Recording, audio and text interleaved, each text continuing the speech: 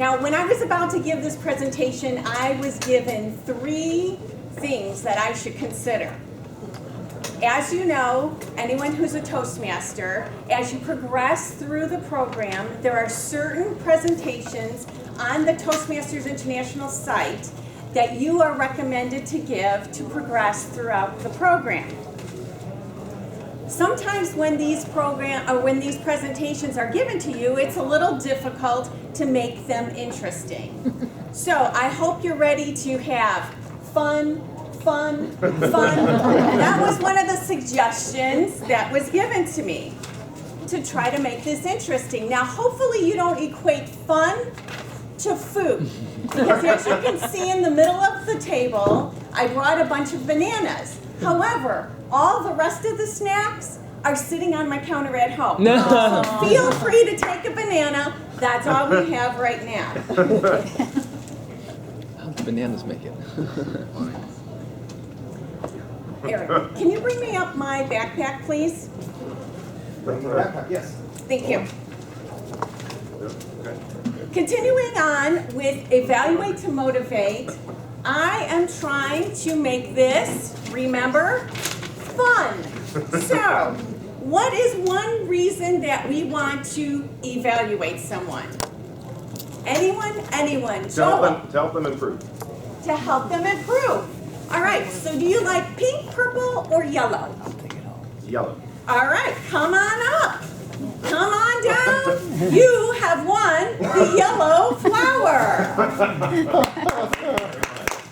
Remember? Fun.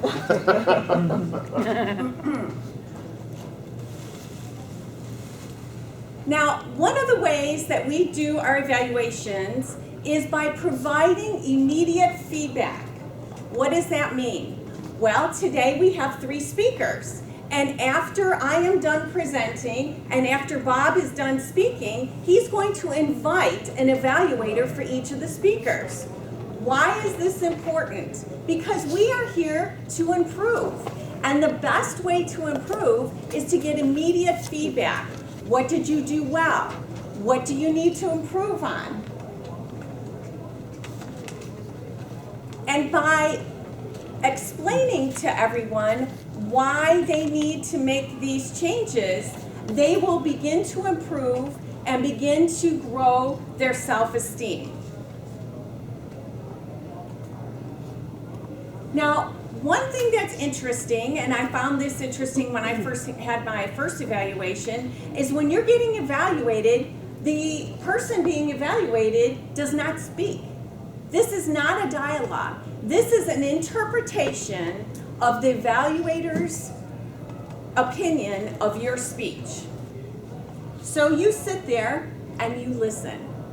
And sometimes it's difficult because the evaluator may be interpreting what you said differently than how you intended it to be said. And you just take that feedback and absorb it.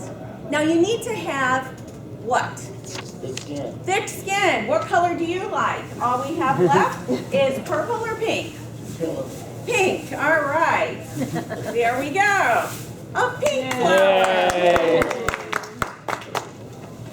Remember, this presentation is Fun. Exactly.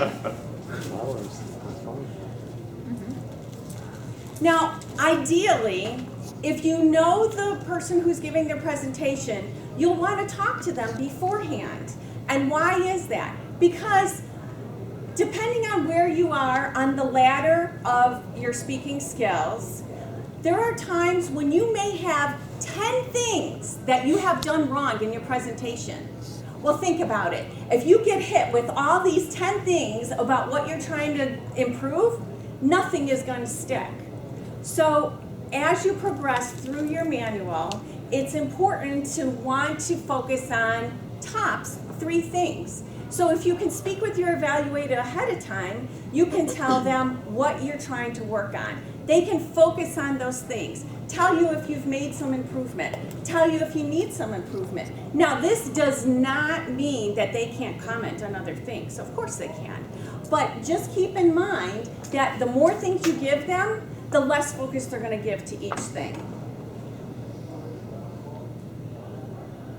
Now, what is one of the most important things to do when you're evaluating someone? Listen. Yes! And you get purple. Listen, that is one of the most important things. Remember, we're having fun here. When you listen, you show interest. And it is difficult to evaluate someone if you're not listening. If you don't know what the purpose of their speech or what they're trying to tell you, then you're not going to know how to comment on it. I don't have the presenter view up. So, one thing that you need to think about is you want to choose your words wisely. Jim is going to evaluate me today, and he's not going to come up here and say, you didn't do this, you should do that, or you failed to do this. He's going to give me what his reaction was to my presentation. He's going to tell me what he saw, what he heard, what he felt. He's going to evaluate my speech and not me as a person. The problem about not being honest with your evaluations is you're not doing that person a service. What they need to do is know that you are giving them an honest interpretation of what you are seeing. If I come up here and I can't get my presentation to work, and this is one of the things I am working on because I am not very proficient in presenting with the PowerPoint, and Jim came up here and said, oh my gosh, you are the best PowerPoint presenter that we've ever had in the club. How does that help me? It doesn't. And so you have to be honest. I am unfortunately a very honest person. So if you don't want an honest evaluation, you probably would not pick on me as an evaluator. However, I have learned something from the Toastmasters magazine. Now, I don't read these often, but I happened to pick up this edition, and I read in here the Toastmaster Whisperer. I think that is a really good thing to think about. If you're a strong person, if you're an experienced person, I've seen Jim evaluate Ramesh and just beat him up. Well, Ramesh is a DTM. He needs to be beat up because he's given so many speeches. If he's making those little mistakes, he needs to know about it. What's the advantage of doing that in public? Because we can all learn from it. However, if Mita is giving her first evaluation today, whoever her evaluator is not going to come up here and beat her up. They're going to give her some words of encouragement, tell her a few things she can work on, and if she needs to be beat up, they're going to whisper it to her afterwards. Because we don't want to embarrass anyone. Our goal here when we evaluate is to have people learn and grow and have everyone else who's listening learn and grow, not to embarrass people.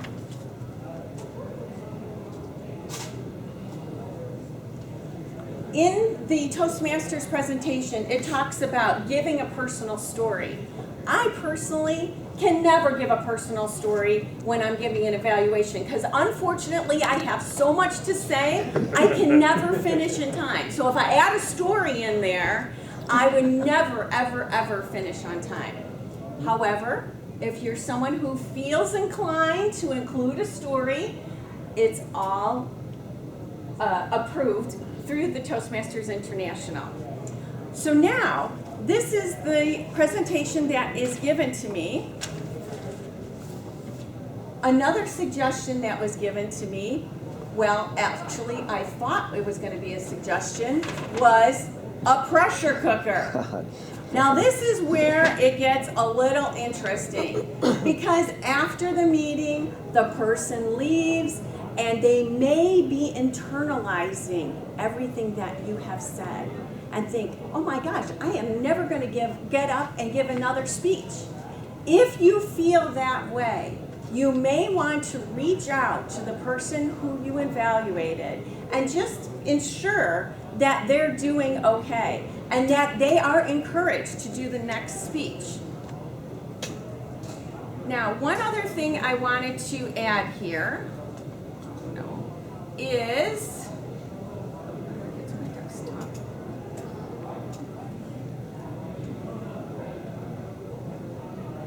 Boy, that's not what I wanted. Is that there was one other suggestion. Where's my other pen?